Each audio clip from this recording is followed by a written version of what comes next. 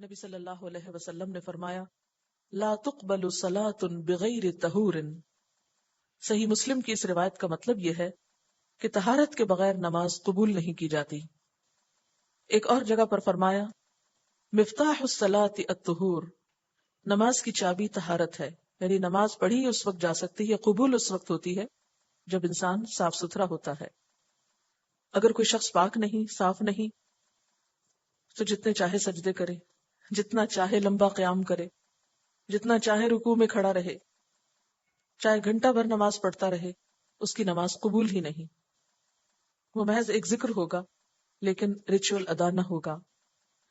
نماز کے لیے پاکیزگی حاصل کرنے کا طریقہ وضو ہے. حضرت عبداللہ سنابحی کہتے ہیں کہ نبی صلی اللہ علیہ وسلم نے فرمایا جب مومن آدمی وضو کے لیے کلی کرتا ہے تو اس کے منہ کے گناہ معاف ہو جاتے ہیں، صغیرہ گناہ. جب ناک صاف کرتا ہے تو ناک کے گناہ معاف ہوتے ہیں. جب چہرہ دھوتا ہے تو چہرے کے گناہ معاف ہوتے ہیں. حتیٰ کہ آنکھوں کی پلکوں کے گناہ بھی معاف ہو جاتے ہیں. پلکوں کا گناہ کیا ہو سکتا ہے؟ کسی کی طرف اشارہ کر دینا، یا جیسے عام طور پہ آنکھ مارنا کہتے ہیں، کسی کا مذاق اڑانے کے لیے یا کسی کو زچ کرنے کے لیے. پھر جب ہاتھ دھوتا ہے تو ہاتھ کے گناہ معاف ہو جاتے ہیں، حتیٰ کہ ناخنوں کے نیچے سے بھی گناہ مٹ جاتے ہیں. اور جب آدمی سر کا مسح کرتا ہے تو سر کے گناہ معاف ہو جاتے ہیں، حتیٰ کہ کانوں کے گناہ بھی مٹ جاتے ہیں. جب پاؤں دھوتا ہے تو پاؤں کے گناہ معاف ہو جاتے ہیں، حتیٰ کہ پاؤں کے ناخنوں سے بھی گناہ نکل جاتے ہیں. آدمی مسجد کی طرف آتا ہے اور نماز پڑھتا ہے تو یہ سارے اعمال اس کی نیکی میں اضافے کا سبب بنتے ہیں. گویا وضو کرنا صرف ظاہری جلد اور سکن کو دھونا ہی نہیں، صرف ظاہری نجاست کو صاف کرنا ہی نہیں، اور صرف اس سے مٹی اور میل کچیل ہی نہیں دھلتی، بلکہ انسان کے گناہ بھی مٹتے ہیں. تو گویا اسلام میں صفائی اور طہارت کا تصور کیا ہے کہ صرف ظاہر ہی کو پاک نہیں کرو بلکہ اس کے ساتھ ساتھ گناہوں کو بھی دھوتے جاؤ.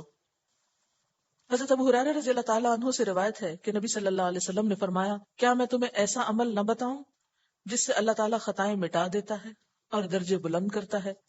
صحابہ نے عرض کیا کیوں نہیں یا رسول اللہ صلی اللہ علیہ وسلم، ضرور بتائیے. آپ نے فرمایا مشقتوں کے باوجود کامل وضو کرنا، یعنی مشکل وقت میں اچھی طرح وضو کرنا، مسجدوں کی طرف کثرت سے قدم اٹھانا، نماز کے بعد نماز کا انتظار کرنا. بس یہی رباط ہے، یہی رباط ہے. نبی صلی اللہ علیہ وسلم نے فرمایا اگر تم میں سے کسی کے دروازے پر ایک نہر بہتی ہو اور وہ دن میں 5 مرتبہ اس میں نہائے تو کیا اس کے جسم پر کچھ بھی میل کچیل باقی رہ جائے گا؟ صحابہ نے عرض کیا کہ ایسا نہیں ہو سکتا کہ کوئی میل کچیل باقی رہے. تو آپ نے فرمایا نماز بھی اسی طرح انسان کو گناہوں سے پاک کر دیتی ہے، اللہ تعالیٰ اس کے ذریعے گناہ مٹا دیتا ہے. تو کہ جس طرح دن میں 5 مرتبہ انسان جسم دھوئے اور وہ صاف ستھرا بن جائے، اسی طرح نماز انسان کو اندرونی طور پر صاف ستھرا کر دیتی ہے. نماز کے لیے مسواک کرنا بہت پسندیدہ ہے کیونکہ اس سے منہ میں پیدا ہونے والی بدبو اور بسان دور ہو جاتی ہے، اور عبادت میں ذکر الہی میں زیادہ لطف آتا ہے کیونکہ منہ کی اسمیل سے ویسے بھی فرشتے دور ہو جاتے ہیں. تو جب منہ پاک صاف ہوگا تو اس وقت جو ذکر ہوگا وہ زیادہ قبول ہوگا، اور خود بھی انسان اس کا اثر زیادہ بہتر طور پر محسوس کرتا ہے اور دل کی خوشی کا سبب بھی بنتا ہے. نبی صلی اللہ علیہ وسلم نے فرمایا السواک مطہرۃ للفم مرضاۃ للرب، مسواک منہ کی پاکیزگی اور رب کی رضامندی کا ذریعہ ہے، یعنی دانت صاف کرنا. اور اسلام میں مسواک کا تصور محض دانتوں کی صفائی نہیں بلکہ نبی صلی اللہ علیہ وسلم کے مسواک کا طریقہ یہ ہوتا تھا کہ وہ اپنی زبان کو اور حلق کو بھی صاف کرتے تھے، یعنی تمام آلائشوں سے منہ کو پاک کرتے تھے. ایک اور حدیث میں آتا ہے لولا اشق علی امتی او علی الناس لامرتهم بالسواک مع كل صلاۃ، اگر میری امت یا لوگوں پر یہ بات گراں نہ ہوتی تو میں انہیں ضرور یہ حکم دیتا کہ وہ ہر نماز کے ساتھ مسواک کریں. اسی طرح ایک اور روایت میں آتا ہے کہ مسواک کے ذریعے کیے جانے والے وضو کے بعد جو نماز پڑھی جائے اس کا اجر کئی گنا زیادہ ہوتا ہے بنسبت اس نماز کے جو بغیر مسواک کے وضو کے ساتھ پڑھی جاتی ہے. نبی صلی اللہ علیہ وسلم کا معمول تھا کہ وہ ہر نماز کے ساتھ مسواک کیا کرتے تھے. حضرت عائشہ رضی اللہ تعالیٰ عنہ فرماتی ہیں کہ آپ صلی اللہ علیہ وسلم جب سو کر اٹھتے تو پہلا کام مسواک کرنا ہوتا، اٹھتے ہی مسواک کرتے. جب بھی گھر سے باہر تشریف لے جاتے تو مسواک کرتے، یعنی گھر سے نکلنے سے پہلے منہ کی صفائی.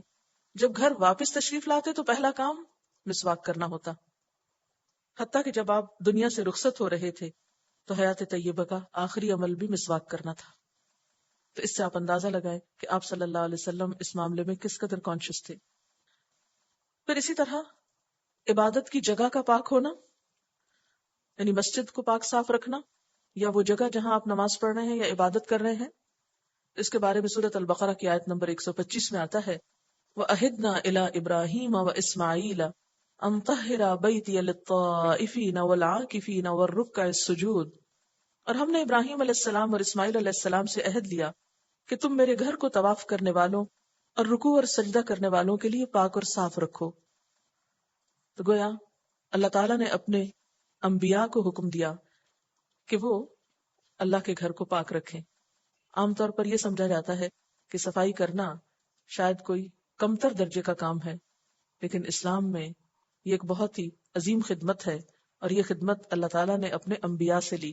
خود نبی صلی اللہ علیہ وسلم کے بارے میں آتا ہے کہ آپ اپنے گھر میں جھاڑو لگا لیا کرتے تھے، یعنی آپ نے خود اپنی ذات کے لیے بھی اس کام کو کمتر نہیں سمجھا. مگر افسوس کہ آج مسلمان اس کام کو حقیر کام سمجھ کر اس سے گریز کرتے ہیں. اسی طرح ایک دوسری جگہ بھی آتا ہے وَطَهِّرْ بَيْتِيَ لِلطَّائِفِينَ وَالْقَائِمِينَ وَالرُّكَّعِ السُّجُودِ. اور میرے گھر کو طواف اور قیام اور رکوع اور سجدہ کرنے والوں کے لیے پاک اور صاف رکھو. تو گویا صفائی کرنا کوئی عیب کا کام نہیں، کوئی شان کے خلاف کام نہیں، بلکہ اللہ تعالیٰ اپنے دوست کو کہہ رہے ہیں، یعنی ابراہیم خلیل اللہ تعالیٰ کے دوست ہیں، کہ وہ اس گھر کو پاک رکھیں. اس کے بارے میں چند ایک احادیث آپ کے سامنے رکھوں گی. ان عائشہ قالت امر رسول اللہ صلی اللہ علیہ وسلم ببناء المساجد فی الدور وان تنظف وتطیب. حضرت عائشہ رضی اللہ تعالیٰ عنہ فرماتی ہیں کہ نبی صلی اللہ علیہ وسلم نے محلوں میں مساجد بنانے، انہیں پاک اور صاف رکھنے اور خوشبودار رکھنے کا حکم دیا.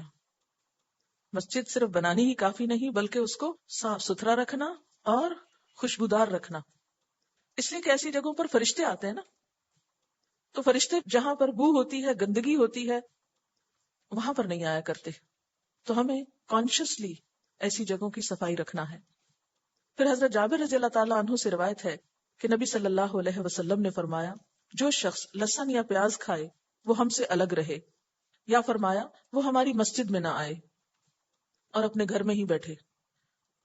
اسی طرح حضرت عائشہ رضی اللہ تعالیٰ عنہ سے روایت ہے کہ نبی صلی اللہ علیہ وسلم نے مسجد میں قبلے کی دیوار پر تھوک یا بلغم دیکھا تو اسے خود کھرچ دیا، یعنی اسے صاف کر دیا خود.